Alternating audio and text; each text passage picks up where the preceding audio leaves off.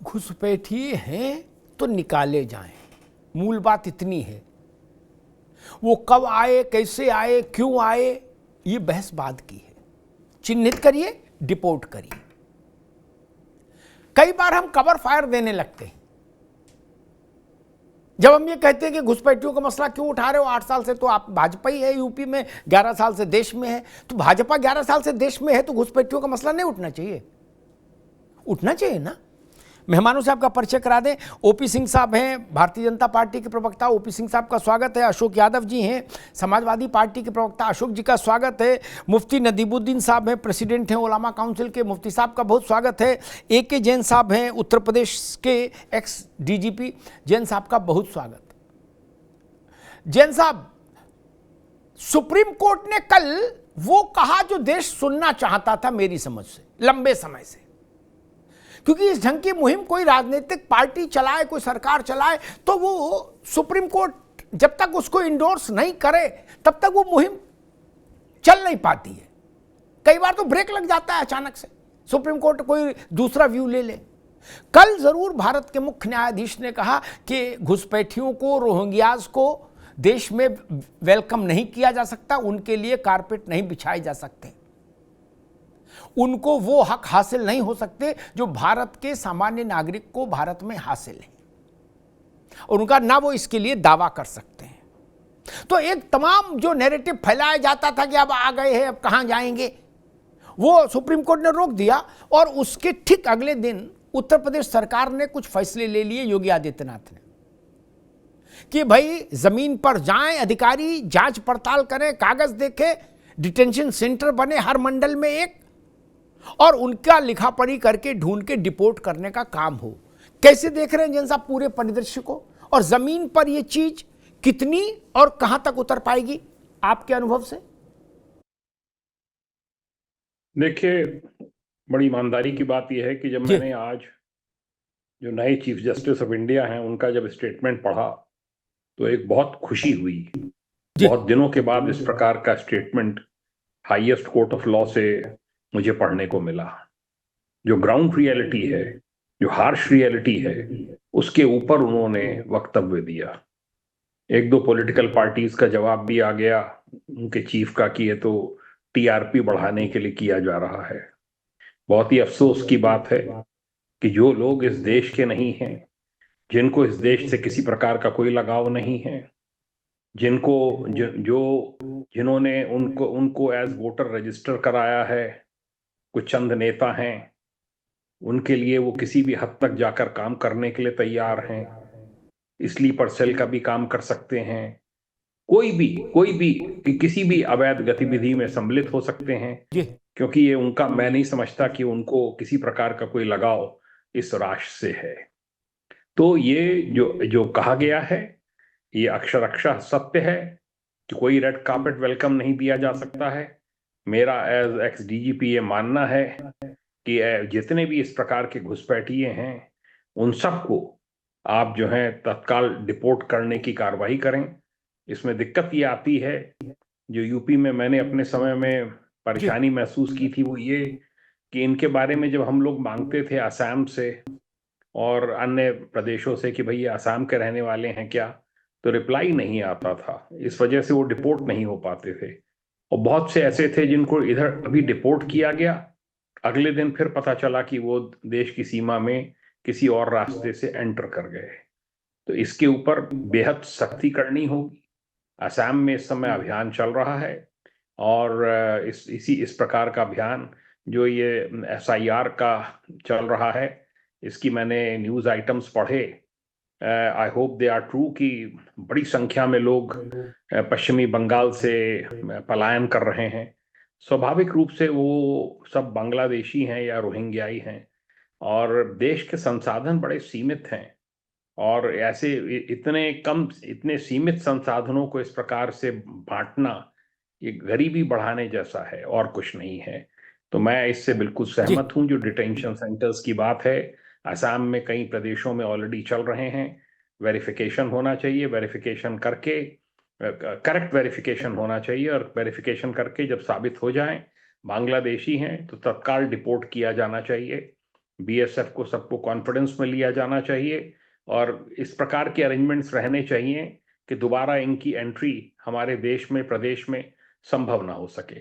मैं आपको एक बात बताऊं, जब जी मैं एसएससी जी गाजियाबाद था 94 जी में, तो ये निर्णय लिया गया कि सेक्टर 44, 45, 46 ये सब इसमें बांग्लादेशी हैं, करीब 1 लाख की संख्या है और इनको यहां से हटाना है। ये तीनों सेक्टर डेवलप होने हैं।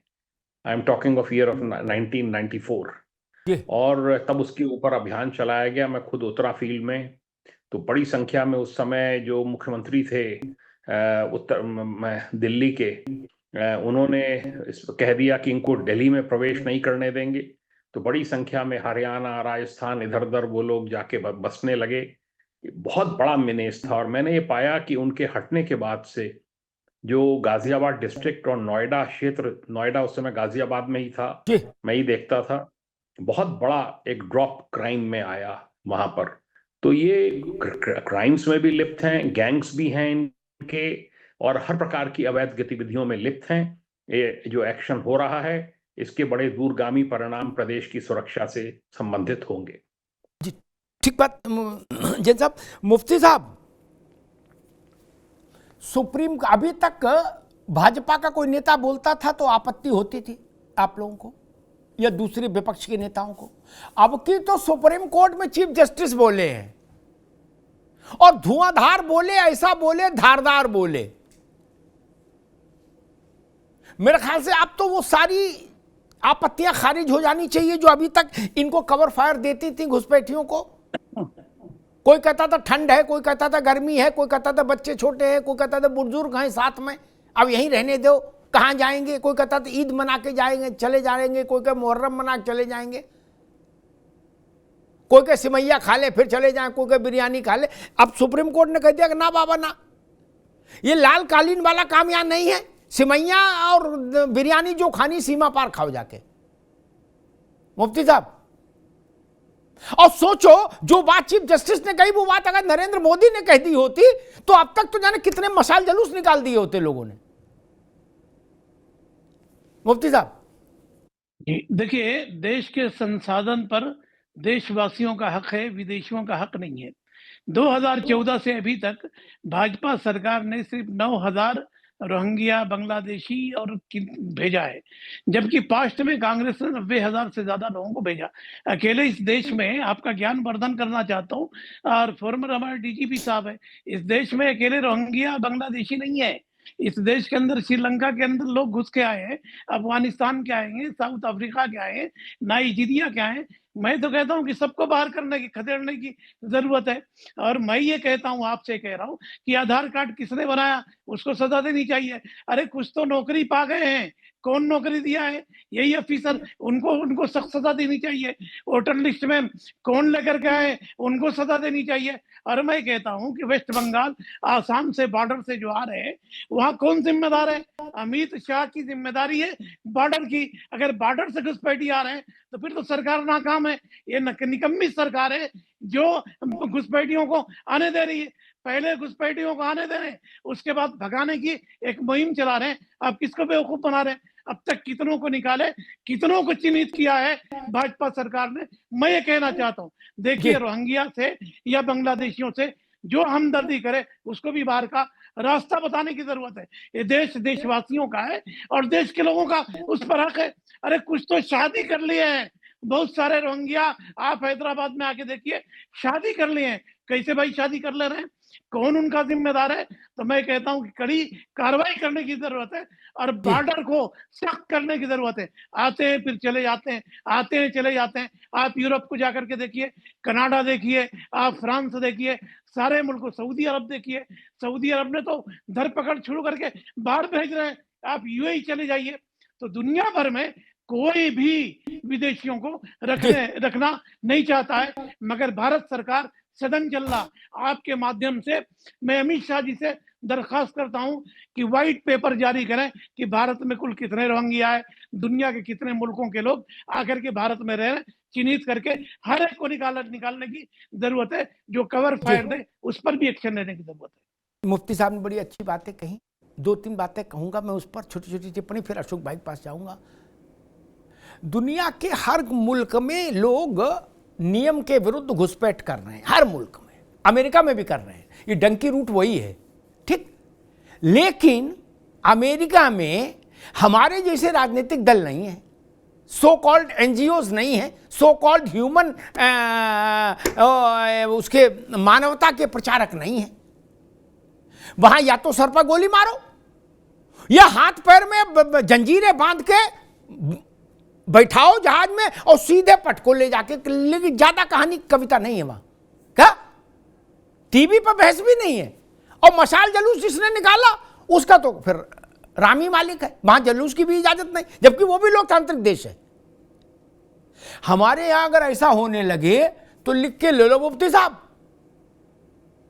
लाखों लोग सड़क पर उतर आएंगे मोमबत्ती लेके हाय हाय करने भाजपा की, बोले हाय दैयर दैया दैयर दैया, गोली मारे दे रहे हैं, जल्लाद हो गए।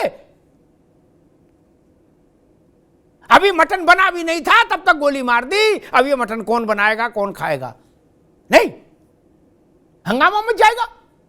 वहां हंगामा नहीं मच रहा, अच्छा लगे या बुरा लगे, सफाई वैसी होनी चाहिए। और जो लोग भी ये कहते हैं ना कि आए कैसे, वो एक तरह से बहुत चतुराई से एक कवर फायर देते हैं कि बेटा हम तुम्हारे लिए कुछ कर रहे हैं, देखो भगवान ने चाहा तो हो ही जाएगा बचाव। क्या? क्योंकि हमने गेंद दूसरी तरफ मोड़ दी है। क्या कि हटाने पर फोकस नहीं करो, आए कैसे इस पर का व्हाइट पेपर लाओ, और जब व्हाइट आ जाएगा तो हम कहेंगे आप इस पे येलो पेपर लाओ, फिर पिंक पेपर लाओ। तो बोले तब तक तुम अपनी आबादी बढ़ाते रहो, बच्चे पैदा करो, अभियान चलने दो। मसला ये नहीं रोहिंग्या, हम तो कह रहे किसी भी मुल्क का आदमी यहां क्यों रहे, एक्सेप्ट वो जिनको भारत सरकार ने अपने नए कानून के तहत नागरिकता सौंपी है, सिर्फ उनके अलावा कोई नहीं आना चाहिए। एक खाला का घर है क्या कि जो आए सो कुंडी खटखटा दे बोलो खाला आ गए? नहीं जी। अशोक जी, भारत में जिस बात की बहुत लंबे समय से प्रतीक्षा थी, वो बात कल सुप्रीम कोर्ट के मुख्य न्यायाधीश के कंठ से आ गई। तो डर के मारे उन पर ज्यादा कोई तीन तूफान भी नहीं करेगा, क्योंकि जानते हैं कि सुप्रीम कोर्ट का मामला है, कहीं कंटेम्प्ट में दर्ज घसीट लिया तो जमानत मुश्किल है। यही बात नेता में किसी ने बोली होती, भाजपा ने या किसी ने, तो बवाल हो जाता। अशोक जी नहीं, अगर यही बात नेता बोल देते तो अब तक तो एसआईआर जैसा एक आंदोलन शुरू हो जाता और कहा जाता है एक धर्म को टारगेट किया जा रहा है। अशोक जी, कम से कम सुप्रीम कोर्ट पर कोई आरोप नहीं लगा सकता कि एक धर्म को टारगेट कर रहा है सुप्रीम कोर्ट, नहीं ना जी। अमिताभ जी, इस देश का कोई ऐसा राजनीतिक दल मुझे तो नहीं याद है जो घुसपैठियों का समर्थन करता हो या घुसपैठियों को देश में रहने की वकालत करता। यहाँ पे मुफ्ती साहब ने भी विरोध किया, मैं भी विरोध कर रहा हूँ, और सुप्रीम कोर्ट के आदेश का मैं स्वागत कर रहा हूँ, और सरकार के हर उस कदम का स्वागत हम लोग करेंगे जिसमें जो भी विदेशी घुसपैठिए हैं उनको बाहर निकालने का कार्यक्रम जो भी सरकार करेगी उसका स्वागत हम लोग करेंगे। साफ गोई से कह रहा हूँ, पॉलिटिकल बयान नहीं। सवाल इसलिए बनते हैं अमिताभ जी कि 1979 में जो स्वतंत्रता दिवस पर लाल किले की प्राचीर से देश के प्रधानमंत्री माननीय मोदी जी कहते हैं कि घुसपैठिए देश की डेमोग्राफी चेंज कर रहे हैं, घुसपैठिए एक नए शत्रु के तौर पर पैदा हो रहे हैं। तो देश के प्रधानमंत्री का बिल्कुल बेचारगी झलकती है। ऐसा लग रहा है कि देश के प्रधानमंत्री के हाथ में कोई पावर नहीं है, कोई उनका नियंत्रण ही नहीं है देश के सीमाओं पर, न तो देश के अंदर न तो देश के बाहर। और प्रदेश के मुख्यमंत्री जी के साथ भी यही बात है, 9 साल से हैं ये, वो 11 साल से हैं। तो लगता है कि ये लोग निहत्थे हैं, बेचारे विपक्ष में बैठे हुए हैं, न इनके पास कोई एजेंसी है न कोई इंस्ट्रूमेंट है। घुसपैठियों को रोका जाए, घुसपैठियों को डिटेक्ट किया जाए, डिटेन किया जाए या रिपोर्ट किया जाए, कुछ नहीं, बेचारे एकदम निहत्थे हैं, कोई कुछ नहीं इनके पास है। आपने विदेशों का एग्जाम्पल दिया, अमेरिका का और तमाम, बिल्कुल सही बात है, आपने 100% सही बात कही। विदेशों में घुसपैठियों पे काम होता है, वहां की सरकारें काम करती हैं, काम नहीं हमारे होता, यहाँ काम घुसपैठियों तमाम पे होता काम है, नहीं होता। काम नहीं, काम तमाम होता है। यहां तो बुरहान वानी को लेके घूम रहे हो 5-5 लाख लोग, वहां ये सब इजाजत नहीं है कि बुरहान वानी को मारे तो जुलूस निकालो ना, वहां का अमेरिका में इजाजत है। मैंने एक बार अमेरिका अंतर आ रहे होता है। अशोक भाई एक मिनट, मैंने एक बार जब ये उत्तर प्रदेश में कुछ एनकाउंटर हुए या तेलंगाना में किसी राज्य में हुए तो विवाद हुआ, तो मैं जरा जैन साहब चला गया अमेरिका का देखने कि यहां वहां की तबीयत देख लें क्या है। वहां पता लगा एक साल में 3-3, 4-4 हजार आदमी पुलिस मार रही है। क्या शक हुआ, शूट किया, आगे बढ़ो। यहां तो बवाल हो जाएगा भाई। उत्तर प्रदेश में एक एनकाउंटर होता है तो एक पार्टी पूरी उतर आती मैदान में कि नहीं अशोक जी? अमेरिका में ये इस ढंग का लोकतंत्र अलाउ नहीं है जी। अमिताभ जी, मैं यही कह रहा था कि विदेशों में घुसपैठियों पर काम होता है, मजबूती से काम होता है। हमारे यहाँ घुसपैठियों को एक चुनाव जीतने का पैकेज के रूप में शामिल किया जाता है, चुनावी पैकेज। ये चुनावी पैकेज का एक हिस्सा घुसपैठियों को भाजपा बनाती है। यही दुखद बात है और इसी का हम लोग विरोध करते हैं। आपने इनकाउंटर की बात किया जी, अभी आज लोकसभा में हमारे सांसद जी, आजमगढ़ के सांसद धर्मेंद्र यादव जी ने कब सिर्फ माफियाओं का जिक्र लोकसभा में किया और बताया कि बनारस में, जो कि बनारस धार्मिक, आध्यात्मिक और आस्था के केंद्र के रूप में जाना जाता था काशी, उस काशी को नकली कफ सिरप के लिए जाना जाता है। वो भी नकली कफ सिरप माफिया मुख्यमंत्री जी के स्वजातीय लोग हैं, जिनकी तो आप ये बताइए कि इस तरह का जी। अगर सरकार इनकाउंटर नहीं करेगी, जो वास्तव में जो मासूमों के हत्यारे हैं उनका इनकाउंटर सरकार नहीं करेगी ना पुलिस करेगी। हाँ, इनकाउंटर होगा राजनीतिक, तब तो भाई सवाल बनता है ना। अगर इन जो कप सिरप माफियाओं में से 2-4 लोगों का इनकाउंटर हो जाता तो हम लोग बिल्कुल नहीं आवाज उठाते। भाई ठीक है, देखिए तो मासूमों के हत्यारे, ऐसा इनका अंतर जनपदीय, अंतरराज्यीय, अंतरराष्ट्रीय नेटवर्क बना है। करोड़ों रुपए की गाड़ियां गिफ्ट की जा रही हमारे बगल वाले जिले के, जो जिले में जौनपुर में माफियाओं को, और उसी बच्चों के मौत के पैसे से खरीदी गई गाड़ियां, बच्चों की मौत के पैसों से इतना बड़ा साम्राज्य, ठीक है, हजारों ठीक है करोड़ का अशोक भाई। साम्राज्य, जी, और योगी बिल्कुल। सरकार उनको जी। संरक्षण दे रही है। ठीक ठीक, बिल्कुल ठीक बात कही अशोक जी ने। दो बातें कह के फिर ओपी सिंह जी आपका अवसर है। गजब बात है, कहा जा रहा है, और साहस देखिए कितना है। अरे साहस तो बुलंद रखो यार, कहां डर डर के राजनीति कर रहे हो? नाम लेने का साहस किसी का नहीं है कि धनंजय का नाम ले लें। ना छोटे साहब नाम ले सकते ना बड़े साहब। गजब करते हो, नाम काहे नहीं ले पा रहे हो? गाड़ी भेंट की गई, सूट बनवाया गया, टाई दी गई, घड़ी दी गई, अंगूठी, ये सब आपको जानकारी है। आदमी के नाम नहीं ले सकते मारे डर के, यही ना। और करें हम संघर्ष करेंगे, कहां संघर्ष करोगे यार? आप डरते इतना हो, आप क्या बोल पाओगे ना? आपने 4 बार उत्तर प्रदेश की सरकार चलाई, आपके अंदर इतना भय? उनकी जात के ऐसे लग्घी से पानी पिला रहे हो, इशारा कर रहे हो कि अरे नाम बोलो ना, गूंगे हो क्या सब लोग? कर रहे हो, नाम नहीं लेंगे। वो भैया जो काला कोट पहनते, वो भैया जो लाल कोट पहनते, अरे उनका नाम भी तो कुछ होगा। हमारे पड़ोस वाले, गुड्डू के बगल वाले, ये क्या तरीका है? नाम ले ना, सीधा ताल ठोक के आओ मैदान में। और एक बात कही गई कि मुख्यमंत्री के सजाती हैं, ये तरीका ठीक नहीं। फिर उत्तर प्रदेश में जितने भी मुलायम सिंह जी और अखिलेश जी के जाति के लोगों ने गड़बड़ की, ये सजा पाए, क्या उनको उनसे जोड़ देंगे? नहीं ना, नहीं जोड़ सकते ना। आप विकास दुबे को गोविंद बल्लभ पंत से जोड़ दोगे, मदन मोहन मालवीय से जोड़ दोगे, बोले उनका ये भी ब्राह्मण, ये भी ब्राह्मण। गजब है भाई महाराज, गजब बात है। क्या अटल बिहारी वाजपेयी से जोड़ दोगे विकास दुबे को? बोले ये भी बामन वो भी बामन। ऐसा नहीं करो महाराज।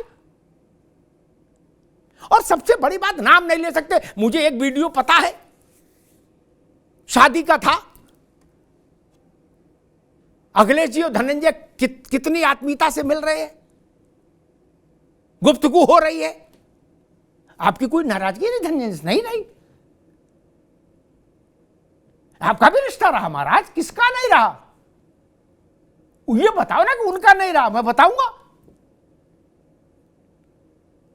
और जहां तक घुसपैठियों की बात है, अशोक जी ने एक औपचारिक बात कही कि कोई पार्टी, कोई नेता ऐसा नहीं जो घुसपैठियों का समर्थन करे। ये कंठ तक रहता है अशोक भाई। क्या? मैं एक छोटी बात बताता हूं, पुराने लोगों को पता होगा, दिल्ली में इंदिरा जी ने एक कांग्रेस के परमानेंट जीतने का एक व्यवस्था की। ये आप किसी से भी पूछ लोगे, पुराना आदमी वो बता देगा, इसके लिए गूगल नहीं देखेगा। क्या? कई लाख झुग्गियां बन गई दिल्ली में एचकेएल भगत के नेतृत्व में, ठीक? उसमें आदमी लाके बसा दिए। वो आसाम के थे कि बंगाल के थे, कोई नहीं जानता। और उन्होंने दिल्ली में कांग्रेस को स्थायी रूप से शासन में रखने की जिम्मेदारी ले ली। क्या करिएगा? सार्वजनिक रूप से तो कांग्रेस ने भी कभी नहीं कहा कि हम घुसपैठियों के पक्ष में हैं। लेकिन हुआ ना ऐसा। कैसे हो गया? कांग्रेस ने कभी रेजोल्यूशन नहीं पास किया कि हम घुसपैठियों के फेवर में। लेकिन दिल्ली की सच्चाई सब जानते हैं, जो भी दिल्ली में राजनीति करता है वो जानता है। इसलिए कहना अलग है, करना अलग है।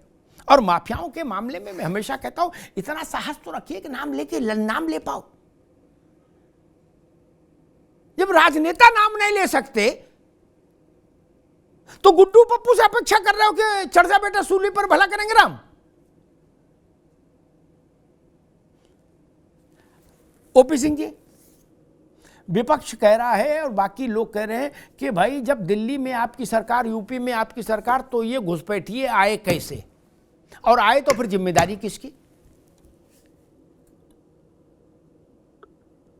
अंताज जी, इस प्रकरण में जो हमारे अशोक यादव मुफ्ती साहब है, इनको हंसते बन रहा है न रोते बन रहा है। इनको पक्ष में बोलते हुए आप देख रहे हैं ना, हाँ घुसपैठियों का विरोध होना चाहिए, लेकिन ये आए कैसे और आए तो जाए कैसे? ठीक है, हमारी जिम्मेदारी है, तो उसी जिम्मेदारी का मैं निर्वाह कर रहा हूं कि उत्तर प्रदेश में एक भी घुसपैठिया नहीं बचने पाएगा।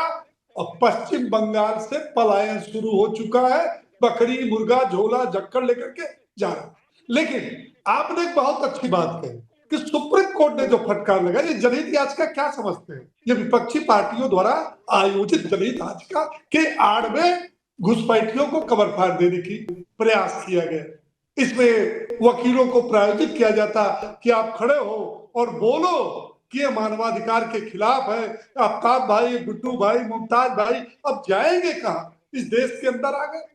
सवाल ये उठता है, एसआईआर शुरू हुआ और वहीं से ये बवाल शुरू हुआ, बिहार से शुरू हुआ। बांग्लादेश में चूंकि 4 महीने बाद चुनाव होना है और 1 साल 4 महीने बाद उत्तर प्रदेश में चुनाव होने वाला। तो जब ये प्रक्रिया चल रही है और ऐसे में सुप्रीम कोर्ट ने इस देश के पक्ष में दिया फैसला, इस देश की मजबूती के लिए उसने फैसला दिया है। और अशोक भाई कह रहे थे कि घुसपैठियों से कोई हमदर्दी नहीं, घुसपैठियों से तो हमदर्दी आपको बिल्कुल नहीं। लेकिन 2012-17 में आपकी सरकार थी, घुसपैठिए तो छोड़िए, आतंकवादियों को छुड़ाने आप प्रयागराज हाईकोर्ट गए थे अशोक जी, याद है कि नहीं? हाईकोर्ट ने फटकार लगाई थी आतंकवादियों को, उन आतंकवादियों को जिन्होंने काशी में, अयोध्या में और लखनऊ में सीरियल बम ब्लास्ट किया था।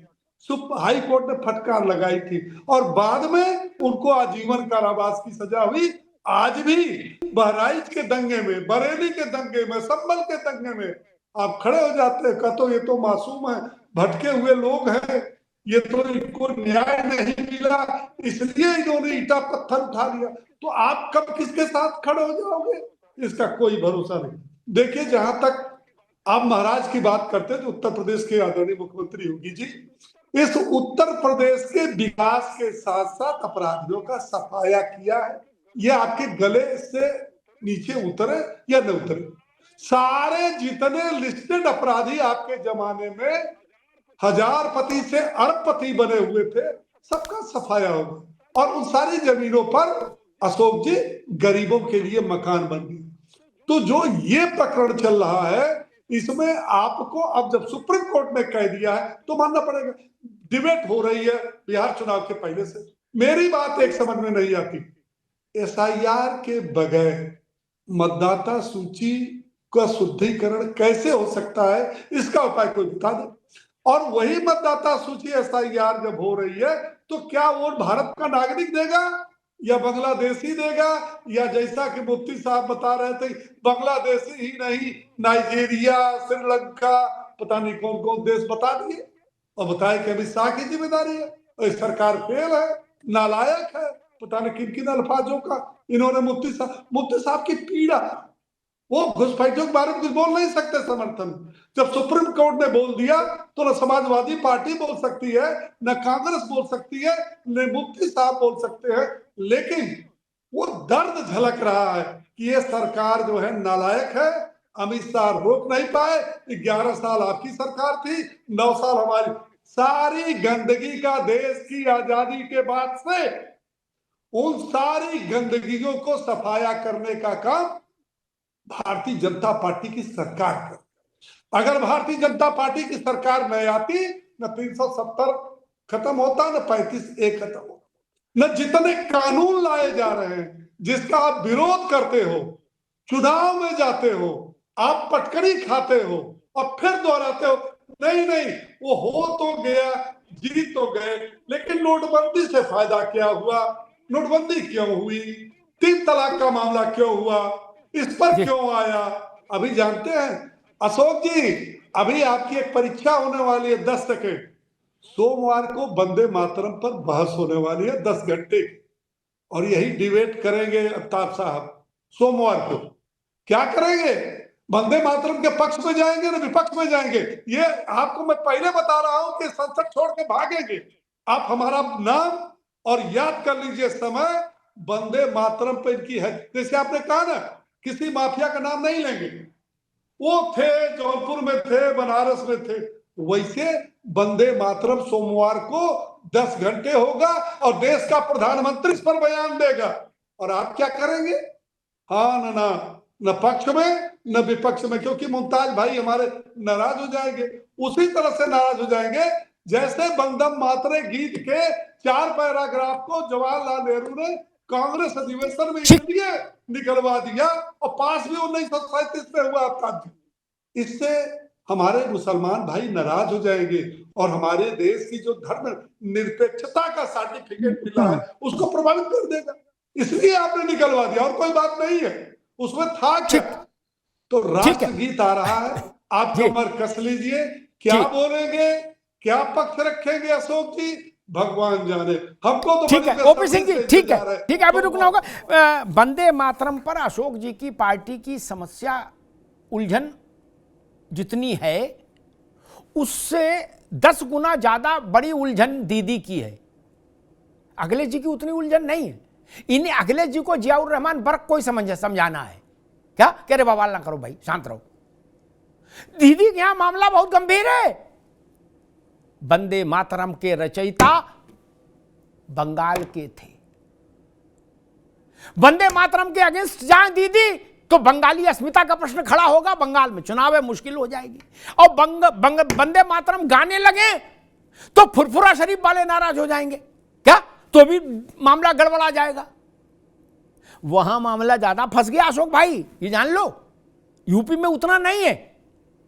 आपको जियाउर रहमान बर्क जैसे 2-4 लोगों को समेटना होगा, बाकी आप रास्ता निकाल लोगे गोलमोल करके, जलेबी टाइप, ताकि इधर वाले भी ना दुखी हों, उधर वाले भी, रास्ता निकल जाएगा। लेकिन बहन जी कहां, दीदी कहां जाएंगी, प्रश्न।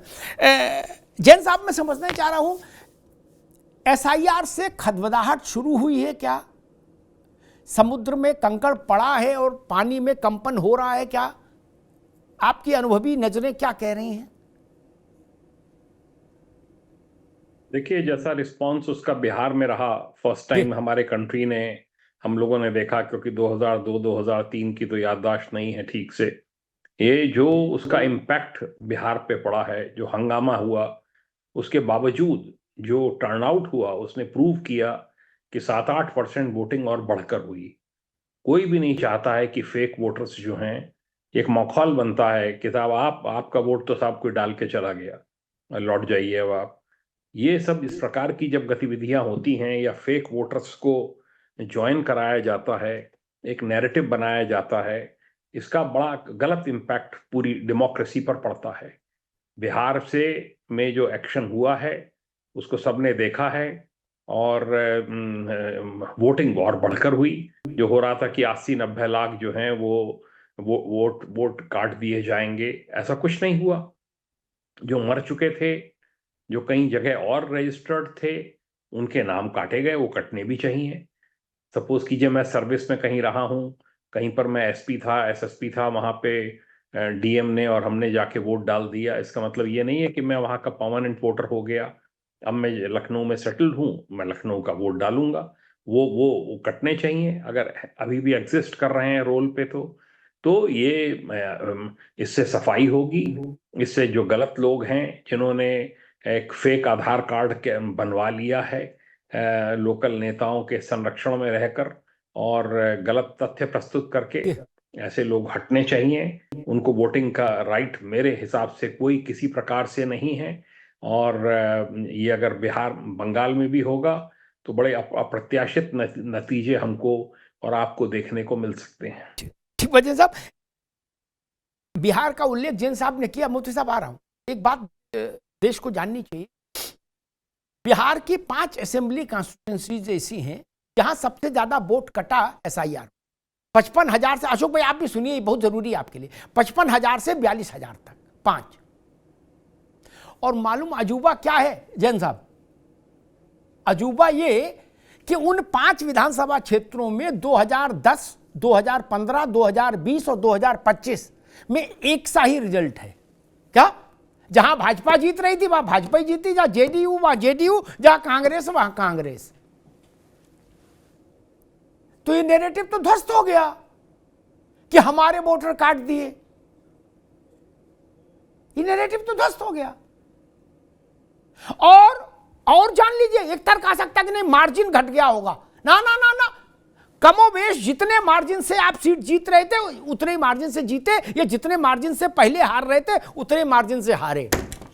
बोलो सियावर रामचंद्र की जय। 5 टॉप सीट्स बिहार की। अशोक जी, इसलिए ये हल्ला जमीन पर नहीं चल रहा, नेताओं में चल रहा, जमीन पर नहीं। मुफ्ती साहब, एसआईआर के जरिए मुझे लग रहा ऐसा तो हो गया कि अंधेरे कमरे में एक टॉर्च तो मारी जा रही है, कम से कम कुछ तो हड़कंप मची रहा है। हम बंगाल में देख रहे हैं बीएसएफ वालों का काम बढ़ गया, झोला झुटरी लेके, अकरी बकरी लेके सैकड़ों लोग लाइन में लगे, बोले भैया बाहर जाना है। बोले क्यों? बोले ना इधर नहीं रहना। तो कुछ तो अच्छा हो रहा है, कम से कम इसी की तारीफ होनी चाहिए। नहीं 10-20 हजार आदमी ऐसे ही कम हो जाए, समझो कुछ तो राहत हुई। मेरे ख्याल से इस दृष्टिकोण से आप एसआईआर के समर्थन में आज एक वक्तव्य जारी कर दो कि कुछ तो भाग रहे हैं, लाठी डंडा भी नहीं करना पड़ रहा, मार तोड़ भी नहीं करनी पड़ रही, कि अंटाप कंटाप चल रहे हो और स्वेच्छा से देश छोड़ रहे हैं।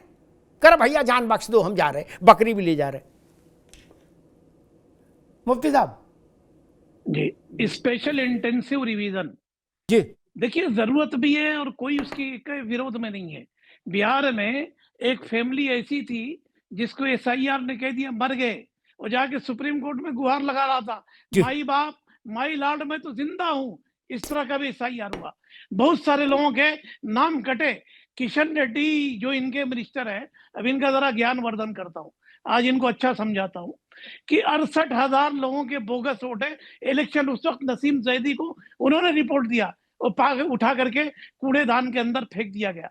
मैं कहता हूँ एसआईआर होना चाहिए। एसआईआर इसलिए होना चाहिए कि भाई सही वोटर आए, मगर एसआईआर के नाम पर बेईमानी नहीं होनी चाहिए। अभी ये बोल रहे थे कि आपको दर्द ये है मुफ्ती रोहिंग्या साहब का। एक अरे मेरी इल्तिजा सुन लो, एक में फिर पूरी बात कही कि मुझे रोकते हैं आप तो आपका एहतराम करता हूं। मेरा सिर्फ निवेदन है, हम जानना चाह रहे हैं कि एसआईआर में कोई तो करंट है कि बिना किसी के रुक जाओ भाई, बिना डांटे डपटे झोला झंगड़ लेके आदमी बॉर्डर पर क्यों भाग रहा है? इसका मतलब कुछ तो है। देखिए, कुछ नहीं है, बहुत कुछ है। जी मैं कुछ की बात नहीं कह रहा हूं, मैं कहता हूं बहुत कुछ है। अभी ये पास्ट की बात कर रहे थे, 6 साल तो वाजपेयी जी की भी सरकार थी, कितने आपने रोहिंग्या को बाहर किया। अच्छा, विजय रूपानी जी कहां से आए थे, जरा बताइए। मेरे बाद उनका जब नंबर आएगा बीजेपी प्रवक्ता का कि मुफ्ती साहब को दर्द है, बिल्कुल दर्द है, 100% दर्द है कि विदेशी हमारे धरती पर क्यों है। दर्द है, हम अपने देश के लिए मरते हैं, जीते हैं। आपको दर्द नहीं है, आप सरकार में रह के अपोजिशन का रोल प्ले करते हैं, एक एक को लात मार करके भगाओ। और अगर कोई उसके पक्ष में आकर के बात करे तो फिर बात करो। 2013 में पीएम कैंडिडेट नरेंद्र मोदी जी ने क्या कहा था, जरा ये भी आज आपको ज्ञानवर्धन कराता हूं कि समस्या कहीं नहीं है, देश में समस्या नहीं है। देश में समस्या है तो दिल्ली में बैठी हुई सरकार की बात है। तो दिल्ली में कौन सरकार चला रहा? 11 साल से आप चला रहे हैं और मुफ्ती साहब को दर्द हो रहा है। आपको थोड़ी भी लाज और शर्म आनी चाहिए कि आपने कहा कि मुझे, अरे मेरा क्या रिश्ता है रोहिंग्या से? मेरा बाप यहीं का, मेरा दादा यहीं का, लकड़ दादा यहीं का, फकर दादा यहीं का।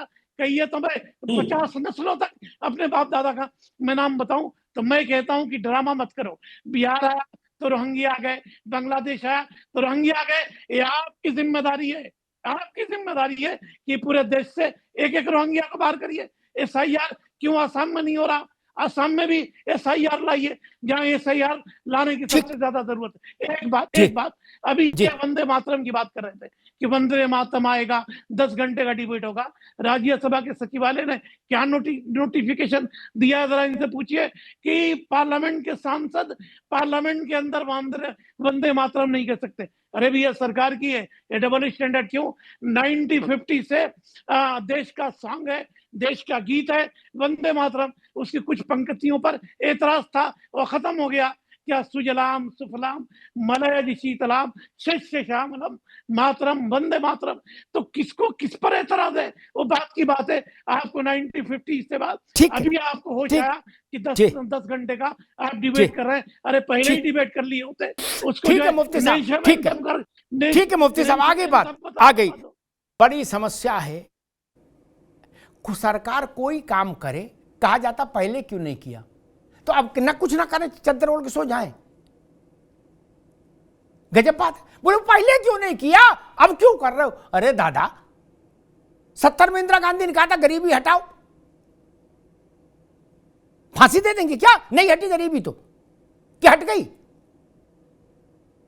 तब नेहरू जी ने कहा था कोई भ्रष्टाचार करेगा मैं लैंप पोस्ट पे लटका के फांसी दूंगा। किसमें? Lamp post. नेहरू जी के शब्द उद्धृत कर रहा हूं, है? उन्हीं के कार्यकाल में जीप घोटाला हो गया, नेहरू जी के समय में ही। और मैं आरोप नहीं लगा रहा, नेहरू जी के सगे और इकलौते दामाद ने पार्लियामेंट में खड़े होकर भ्रष्टाचार खोला। फिरोज गांधी, राहुल जी के बाबा। दीनदयाल उपाध्याय ने नहीं कहा था कि नेहरू जी की सरकार में भ्रष्टाचार हो रहा है। नेहरू पंडित जी के सगे इकलौते दामाद ने कहा। तब क्या करें? चुनाव लड़ने में रोक लग गई उनके? नहीं ना, मुद्रा कांड भी चलता रहा और पार्टी भी चलती रही। मुफ्ती साहब, इतना तो आप तो पुराने आदमी हो, चीजों को समझते हो, जानते हो। अशोक जी, मुझे लग रहा है कि एसआईआर ने ये घुसपैठ वाले मामले में भी बिना बोले कुछ हलचल मचा दी है। बांग्लादेश, पश्चिमी बंगाल के बॉर्डर बता रहे हैं कि तीर निशाने पे लगा है। अब उनको कोई रोके तो नहीं रुक रहे, अपने झोला झुंगड़ लेके चले जा रहे, बोलना अब नहीं आ रहेंगे। तो कुछ तो अच्छा हो रहा है। नहीं, ममता जी को भी इसका स्वागत करना चाहिए। वो सड़क पर उतर गई कि एसआईआर तुरंत बंद करो। उनको कहना चाहिए था कि एसआईआर से हमको बाकी आपत्तियां हो सकती, लेकिन कम से कम अगर 1000-2000 आदमी भी उधर चला जाए तो ये तो अच्छी बात है। नहीं कहना चाहिए?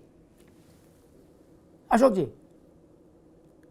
अमिताभ जी देखिए, एसआईआर से विरोध हम लोगों का तो था नहीं। आपके चैनल पर भी मैं कई बार बोल चुका हूं, हमारे माननीय सांसद डिम्पल यादव जी भी बोल चुके हैं, हमारे राष्ट्रीय अध्यक्ष जी भी बोल चुके हैं।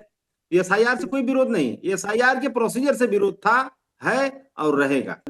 दूसरी बात आपने कहा घुसपैठिए बाहर चले जाएंगे, तो कम से कम सरकार को अभी जहां जहां बिहार में तो एसआईआर कंप्लीट हो गया, वहां पे सरकार को एक आंकड़ा दे देना चाहिए कि एसआईआर के पहले इतने घुसपैठिए थे, एसआईआर के बाद हमने इतने घुसपैठियों को डिटेक्ट किया और इनको डिपोर्ट कर दिया या इनको हमने बाहर कर दिया। एक आंकड़ा सरकार को देना चाहिए और लिखा पढ़ी में देना चाहिए। अभी तो 11 साल में नहीं बता पाए कि कितने आंकड़े, अभी बता रहे मुफ्ती साहब 9-10 हजार के आंकड़े, तो ये तो बहुत मतलब ऊँट के मुंह में जीरा है। और दूसरी बात, अभी ओपी भाई कह रहे थे कि शुद्धिकरण का, वोटर लिस्ट शुद्धिकरण होना चाहिए, बिल्कुल होना चाहिए। वोटर लिस्ट के शुद्धिकरण से कौन ऐतराज कर रहा है? यहाँ पे बोगस वोट डालने के लिए थोड़ी किसी को जरूरत है। समस्या है कि शुद्धिकरण होना चाहिए, और शुद्धिकरण की बात अगर आप करते हैं तो हम लोगों को याद आ जाता है पुरानी बात 2014 वाली, माँ गंगा का शुद्धिकरण। और माँ गंगा अभी भी बिलख रही है ऊपी भाई। अभी सीपीसीबी की रिपोर्ट आई थी माँ कुंभ के दौरान, और कलई खोल के रख दिया सीपीसीबी की रिपोर्ट ने कि माँ गंगा का शुद्धिकरण का आलम क्या है। और माँ गंगा का शुद्धिकरण छोड़ दीजिए, काशी जो कि अध्यात्म का केंद्र, मोक्ष प्राप्ति का केंद्र और भगवान विष्णु का घर माना जाता था, शिव की नगरी मानी जाती है, उस काशी में आप ही के पार्टी के लोग देह व्यापार चला रहे हैं, देह व्यापार चला रहे हैं। आप बताइए कि इस तरह का काशी धार्मिक नगरी अध्यात्म केंद्र में आप ही के पार्टी के लोग इस तरह का मतलब गंदा काम कर रहे हैं, वो भी मोदी जी की कॉन्स्टिट्यूंसी में, उसका शुद्धिकरण नहीं करेंगे? कब सिर्फ माफियाओं का शुद्धिकरण नहीं करेंगे? तो शुद्धिकरण के लिए तो बहुत सारी चीजें हैं। आप शुद्धिकरण करना कहाँ चाहते हैं? आप शुद्धिकरण नहीं करना चाहते हैं, उसको मुद्दा बनाना चाहते हैं, उसका पॉलिटिकल माइलेज लेना चाहते हैं। जी अमिताभ, एक बात नहीं समझ पाया, जो लोग राजनीति करने आए वो पॉलिटिकल माइलेज लेने के लिए आए हैं, नहीं तो टटिया बाबा क्या बैठ के नहीं कीर्तन करते राधे राधे राधे राधे। और किस लिए आए हैं? किस लिए आए हैं? कई बार लोग कहते हैं कि वो पार्टी राजनीति कर रही है, तो मैं उनसे कहता दादा वो पार्टी राजनीतिक पार्टी के रूप में रजिस्टर्ड है, वो कुरान की आयतें पढ़ेगी क्या? राजनीतिक फायदा तो लेने के लिए पार्टी बनाता आदमी ने, किस लिए बनाता आप बताओ? ने अपने घर में आलू खेती नहीं करा शांति से बैठ के, क्यों पार्टी बनाता है? राजनीतिक फायदे के लिए बनाता है कि भाई सांसद होंगे, विधायक होंगे, नगर पालिका में जाएंगे, कुछ माल मत्ता होगा, कुछ जलवा जलाल होगा, गाड़ी घोड़ा आएगा, यही ना सब है। अब अशोक जी हमारी भी आंखें बड़ी खराब हैं, हमने ऐसे ऐसे लोग देख लिए जिनके पांव में चप्पल नहीं थी, बिना गुथी हुई, क्या नीली बद्दी वाली चप्पल, उसमें भी 4 थेगड़ी लगी। मुफ्ती साहब वो 10-10 हजार करोड़ के आदमी हो गए। कितने? 10-10 हजार करोड़ के। गुड्डू पप्पू के पास वैसे मोटरसाइकिल नहीं है फ्रीली, जैसे उन्होंने जहाज रख लिए, तो लाभ मिला तभी नहीं रख लिए होंगे, कोई लॉटरी तो निकली नहीं। ठीक बात। ओपी सिंह जी, जो मूल बात हम समझे वो एक ये समझे कि अभी तक आपने घुसपैठिए क्यों नहीं भगाए, एक विषय। दूसरी बात अशोक जी ने जोड़ दी कि वो कफ माफिया, क्या नहीं, सिरप माफिया और बनारस में देह व्यापार। हालांकि मुझे ये बात बड़ी विचित्र और थोड़ी सी वैसी लगी कि देह व्यापार किस शहर में नहीं है। जैन साहब बैठे हैं, मेरी बात से सहमत होंगे, भारत का कोई शहर बता दीजिए देह व्यापार ना हो,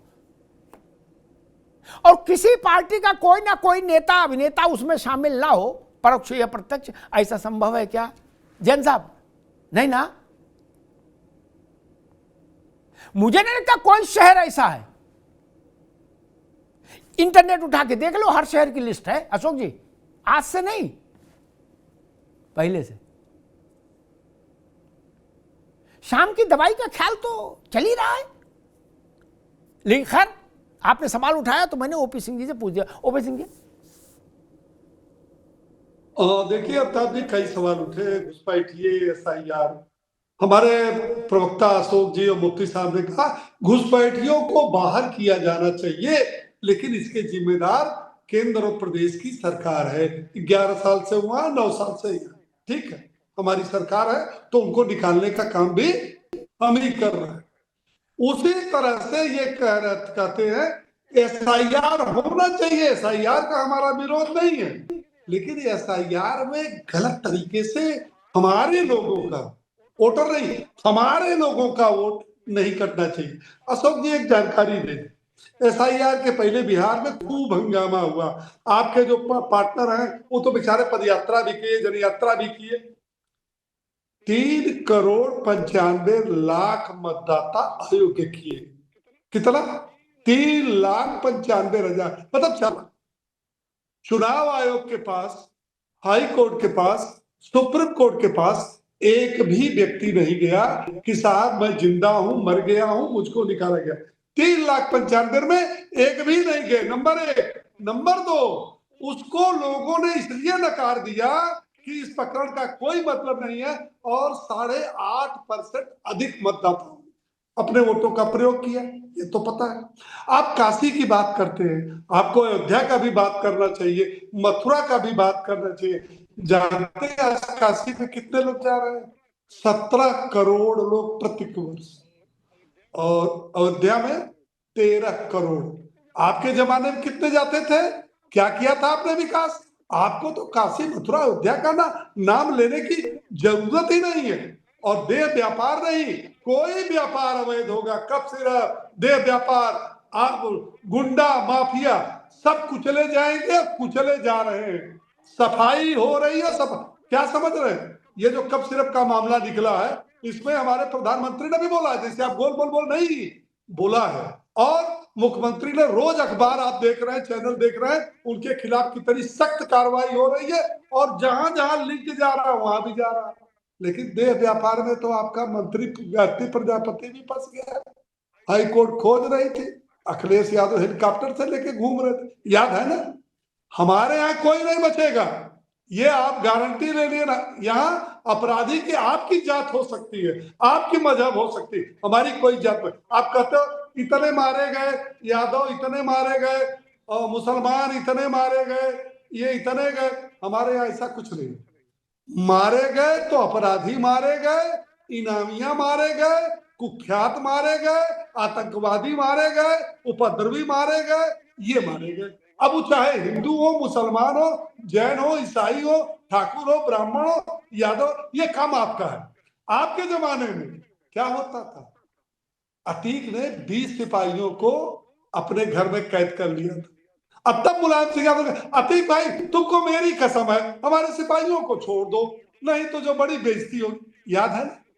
याद है? नहीं याद है? मुख्तार अंसारी खुलेआम जीप पर राइफल लेके चलता था चुनाव के दौरान। जैन साहब से पूछ लीजिए, जैन साहब से पूछ लीजिए, आप नहीं याद हो सकता तब आप प्रवक्ता न रहे हो। हम लोग तो पत्रकारिता किए, हमको अच्छी तरह से याद है। आप सीख मत दीजिए, लखनऊ के और लुलु माल में जैकेट खरीद रहा था, शायद उसका नाम विशाल सिंह है, नाम मैं रजिस्टर रहा हूं तो शायद विशाल सिंह उसका नाम है। एसटीएफ का बर्खास्त 9 साल से बाहर सिपाही, और जो कब सिर्फ सरगना, नकली कब सिर्फ सरगना, लखनऊ जिसको 7 मुल्कों की पुलिस खोज रही है, तो लखनऊ में लुलु माल में जैकेट खोज रहा है, और आराम से उसको वेलकम किया, फूल का गुलदस्ता दिया, भैया चलो गंगा बहाई, आपने हिंदुओं का अपमान किया, मंदिरों का आपने अपमान इस तरह से जातिगत आधार पर किया, आप उसको सनातन धर्म का अपमान किया, वेलकम करके पकड़ रहे हैं। वही अपराधी अगर किसी दूसरे जाति धर्म का अभी तो आप खड़े उसके पैर में गोली लग जाती, भागते हुए उसके पैर में गोली लग जाती, और उसकी आलिशान हवेली लखनऊ में वहां पे चल जाता, क्योंकि वो मुख्यमंत्री जी का स्वजाति है, इसलिए न तो उसके पैर में गोली लगेगी, न तो उसके घर पे बुलडोजर चलेगा, न तो उसका ठीक। मैं दोनों मित्रों को रोकूंगा, ओपी सिंह जी को भी, अशोक यादव जी को, दोनों मित्रों को रोकूंगा। अशोक जी, जो एसटीएफ का पुलिस का सिपाही है ना बर्खास्त, जो पकड़ा गया है, उसकी एक फोटो इधर वाले एक बड़े नेता के साथ भी है। क्या करेंगे? क्या करेंगे? क्या करें? वो राजनीति छोड़ दें? व्यवहारिक बात कहिए। फोटो है, लुलु में कोट खरीद रहा कि पैंट खरीद रहा वो आप जानो। लुलू मुलू, लेकिन फुटवा तो है ना एक बड़े राजनेता के साथ उत्तर प्रदेश के। क्या करेंगे? हालांकि मैं इसे चित्रों से प्रभावित नहीं होता, बहुत सारे लोग खिंचा लेते हैं फोटो, कोई किसी के साथ चला गया, जरूरी नहीं कि सबको जाने, लेकिन है ये सच है। और आप फोन करिए, मुझे तो मैं नाम बता दूंगा किसके साथ फोटो है। मैं लेना नहीं चाहता नाम, विवाद में नहीं घसीटना चाहता, मतलब बता दूंगा। मेरा तो एक ही नपना है, कोई जात हो कोई धर्म हो, अपराधी है कठोरतम दंड होना चाहिए। दुष्ट दलन रघुनाथ कला की, दुष्टों का दलन होना चाहिए। दलन जान रहे ना भैया, कूच कूच के दलन होना चाहिए। ये नहीं कि बिरयानी चल रही है जेल में और मौज ले रहे हैं ना, ऐसा नहीं होना चाहिए। दंड निर्णायक होना चाहिए। कप सिरप वाला हो और चाहे नकली घी बेचने वाला हो, नकली दवा बनाने वाला हो, कोई हो, जो भी लोक व्यवस्था को भंग कर रहा है, चुनौती दे रहा है, वो या तो ऊपर जाए या जेल में जाए, बीच का कोई रास्ता ही नहीं होता। पुलिस से अड़े लड़े तो ऊपर जाए और नहीं तो जेल जाए, और जेल में हो उसकी कुटाई। लेकिन एक और मुश्किल है अशोक भाई, मेरी बात से जैन साहब पूरी तरह सहमत होंगे, मुफ्ती साहब भी सहमत होंगे, और मन में आप भी सहमत होंगे, ओपी सिंह जी ओपनली भी सहमत हो जाएंगे इस वक्त, मन में आप भी होंगे। दिक्कत तब मालूम होती है जब मुफ्ती साहब, जब किसी बड़े अपराधी को जेल में बंद करो ना, और उससे मिलने कोई बहुत बड़ा नेता चला जाए, क्या तो पूरे सिस्टम को मैसेज हो जाता है कि जेल में इनको कैसे रखना है, दामाद की तरह। क्या सुबह भीगे हुए अखरोट और काजू इनको नाश्ते में देने हैं, पता लग जाता है। क्योंकि आए तो ये बलात्कार में है, लेकिन जेल में भी इनसे साक्षात्कार हो रहा है, इसका मतलब आदमी बड़ा है। ये समस्या है, मैं नाम भी ले सकता हूं। फिर जेल में 10 साल रहो आप, अशोक भाई गलत कहूं तो टोक देना, 10 साल रहो, जब 20 साल रहो, मैं 20 नाम बता दूं, मुझे किसी चीज के लिए गूगल नहीं देखना, ना मेटा करना है। मैं 20 अपराधी गिना दूं जो जेल में दरबार लगाते रहे। कैसे लगाते रहे? उनके दरबार में जिले के अधिकारी पेश होते रहे, बोले पीडब्ल्यूडी वाले बुला के लाओ, बोले हमने कहा था इनको ठेका दे रहे हो, उसको कैसे दे दिया? भले कोई खंडन करे, मैं तो जानता हूं प्रत्यक्ष। तब क्यों? क्योंकि सत्ता में बैठे हुए उस समय के लोगों का संरक्षण उनको हासिल था। आजीवन कारावास के दोषी लोग, जैन साहब जेल से सिस्टम चला रहे थे, जेल से सिस्टम कैसे चल रहा था? कहीं ना कहीं बड़े लोगों का वरदस्त रहा होगा, यहीं से समस्या पैदा होती। अब बात रोहिंग्या की है या किसी भी किस्म के घुसपैठिए की है। मुफ्ती साहब ने कहा नाइजीरियन भी भगाओ, अफ्रीकन भी भगाओ। मुफ्ती साहब बिल्कुल भगाओ, युगांडा कहो उसको भी भगाओ, लेकिन नाइजीरियन कम से कम अलग से पहचान में आते हैं, वो छुप नहीं सकते, भाग नहीं सकते, और उनकी पड़ताल के लिए कोई बहुत योग्य पुलिस अधिकारी नहीं चाहिए। क्या सामान्य होमगार्ड भी देख के बता देगा कि नाइजीरियन है। जैन साहब ठीक कह रहा हूं, लेकिन बांग्लादेशी को डीजीपी को भी 4 दफा कागज समझना पड़ेगा कि यार ऐसा ना हो कि ओरिजिनली असम का हो, हम बांग्लादेशी समझ लें। क्या पश्चिम बंगाल में, नॉर्थ ईस्ट में, भारत से जो लगे हुए देश है, वहां के चेहरों में अंतर नहीं है। नॉर्थ ईस्ट से जिन देशों की सीमाएं मिलती हैं, उनके लोगों के चेहरे और इधर हमारे यहां जो रह रहे उनके चेहरे में कोई फर्क है क्या? रंग, रोगन, नाक, कान सब एक से। वहां घालमेल की संभावना ज्यादा है। क्या आम की टोकरी में कटहल छुप नहीं सकता, लेकिन लंगड़ा आम में चौसा आम छुप जाएगा। उसको ढूंढने के लिए काबिल अधिकारी चाहिए। लंगड़ा की टोकरी में जैन साहब चौसा छुप जाएगा, उसको ढूंढने के लिए बड़ी शार्प आंखें चाहिए। लेकिन आम की टोकरी में एक कटहल रख दो, वो नहीं छुप सकता। होमगार्ड डंडे से पहचान लेगा कि कटहल है। यही अंतर है घुसपैठ में मुफ्ती साहब।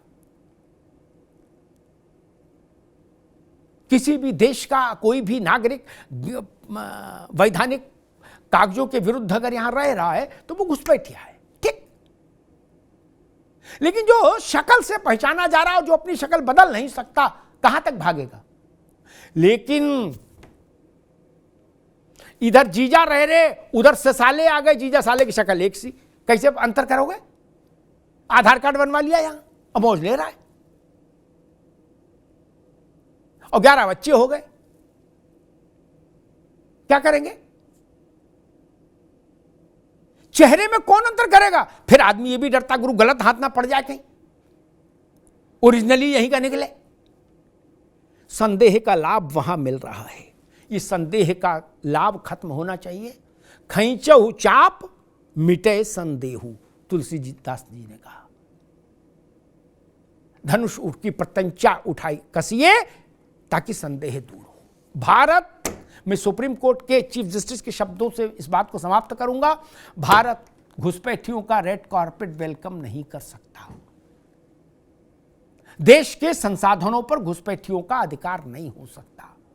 कोई घुसपैठी भारत में भारत के नागरिकों के समान अधिकार की मांग नहीं कर सकता। ये सबको स्वीकार करना चाहिए, पार्टी कोई हो, नेता कोई हो। धन्यवाद।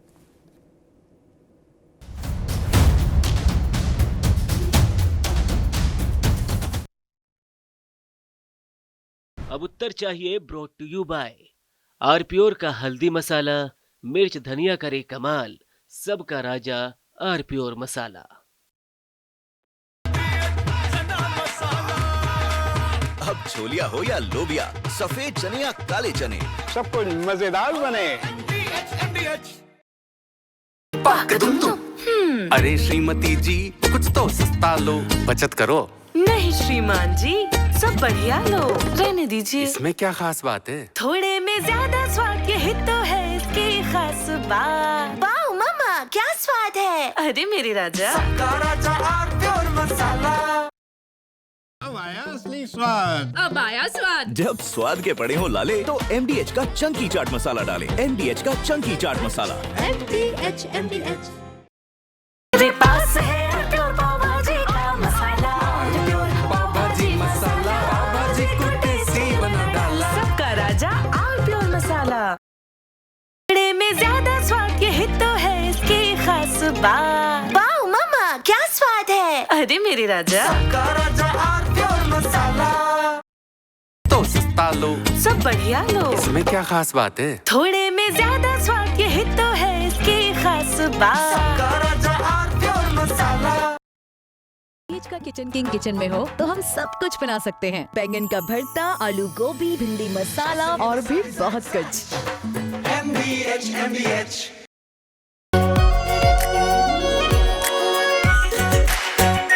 आरप्योर शाही paneer masala, delicious, healthy everyday.